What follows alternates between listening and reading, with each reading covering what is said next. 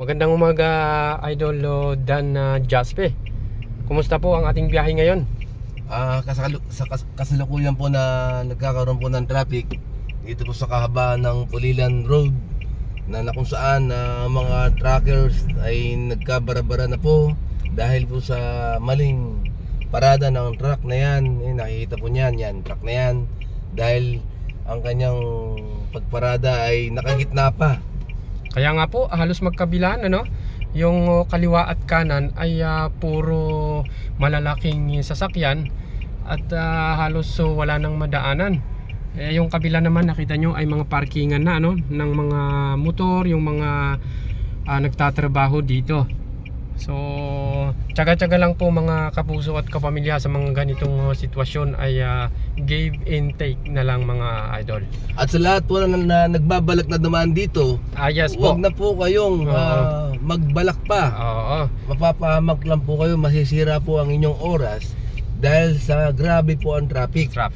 Kaya Yes. mga Tama. motorista, dumaan na lang po kayo sa San Simon, Candaba, Ayan. MacArthur, pero wag po kayo dadaan ng Pulilan Road exit. Kaya Yes. Sa araw na to, ano, ngayon ay araw ng Thursday, ano? So talagang traffic dito, tapos meron pang ginagawang kalsada. So partner, yes, idol. madaling araw, mga alas. Oo, ngayon ay madaling araw, alas 4 na, no? Alas 4 ng umaga, Thursday, March, anong date ngayon? Ano mo yan? So yan na po, maraming salamat at sa wakas kami po ay nakaalis na rin paunti-unti. Thank you, salamat Lord sa yung gabay at sa inyong ibinibigay na kalakasan at kalusugan sa umagang ito, na muli kami ay makapag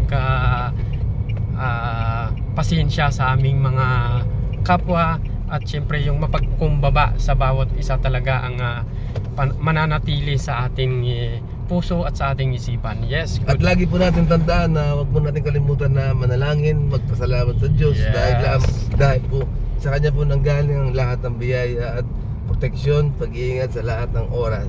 Yes, tama, amen. Correct ka dyan, idol, ano? Kaya maraming salamat Panginoon sa umagang kay ganda na punong-puno ng pagpapala at punong-puno ng pag-asa. Bye-bye! Siyempre, hanggang dyan lang po tayo mga kapuso at kapamilya. Dito lang yan sa 24/7 mga kapuso at kapamilya. Maraming salamat po.